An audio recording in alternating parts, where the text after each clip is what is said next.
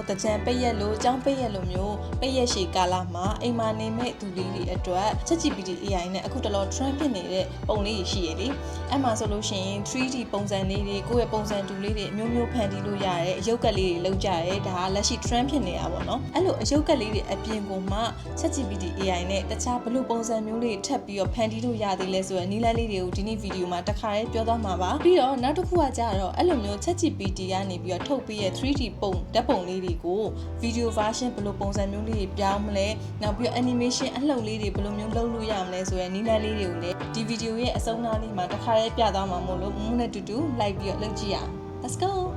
browser တွေကနေ ChatGPT ဆိုပြီးတော့ရိုက်ပြီးတော့ဝင်လိုက်ပါ ChatGPT ရဲ့ရောက်ပြီဆိုလို့ရှိရင်အပေါင်းလက္ခဏာလေးကိုနှိပ်ပြီးတော့ upload from computer ကိုရွေးလိုက်ပါပြီးရင်တော့ကိုလုပ်ချင်တဲ့ဓာတ်ပုံကိုထည့်လိုက်ပါကိုလိုချင်တဲ့ပုံစံအတိုင်း prompt ကိုတေချာလေးရေးပြပါမယ်ရေးပြီးရင်တော့ဘေးနားအမြအမဲရောင်လေးနှိပ်လိုက်ပါโอเคဒါဆိုရင်3-4မိနစ်လောက်ခဏစောင့်ပါခုနက prompt ရေးထားတဲ့ပုံစံအတိုင်းကြာလာပါလိမ့်မယ်โอเคနောက်တစ်မျိုးလုပ်ကြည့်ရအောင်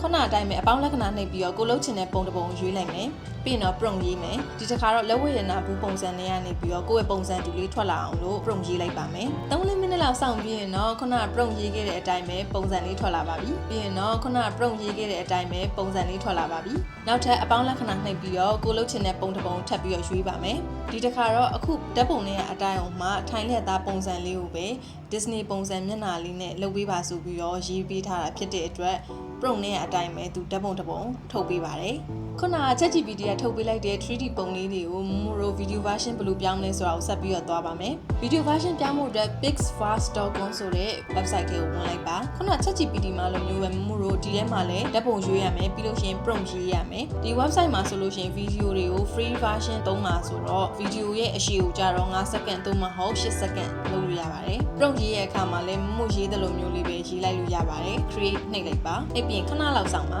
video လေးထွက်လာပါပြီ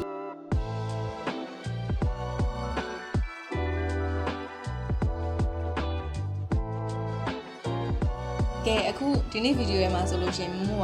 ကနမူနာပုံတွေအများကြီးပြထားတယ်ပုံစံတူလုပ်ချင်တဲ့ဘယ်လိုမျိုး prompt ရေးရလဲဆိုတာကိုသိချင်တယ်ဆိုလို့ရှိရင်တော့ကိုကြိုက်တဲ့ပုံပေါ့နော် screenshot ရိုက်လိုက်ပါပြီးရင်ဒီဗီဒီယိုရဲ့အောက်မှာ comment လာပြီးတော့မှန်ပေးပါဒီပုံစံထွက်ဖို့အတွက် prompt ကိုဘယ်လိုရေးရလဲဆိုတာလေးကိုလာမေးလို့ရပါတယ်အခါကြလို့ရှိရင်မမို့က prompt ရေးရတဲ့ပုံစံလေးကို comment ပြန်ပြီးတော့ reply လုပ်ပေးပါမယ်ပရိသတ်တွေအားလုံးပဲခက်ခဲအတားအဆီးမရှိအဆဆရရအဆင်ပြေရဲ့ဘဝတွေကိုဖြတ်သန်းနိုင်ကြပါစေလို့ဆုမွန်အောင်တောင်းပေးပါတယ်နောက်ထပ်ဗီဒီယိုတွေမှာအားလုံးနဲ့ပြန်တွေ့ပါမယ် bye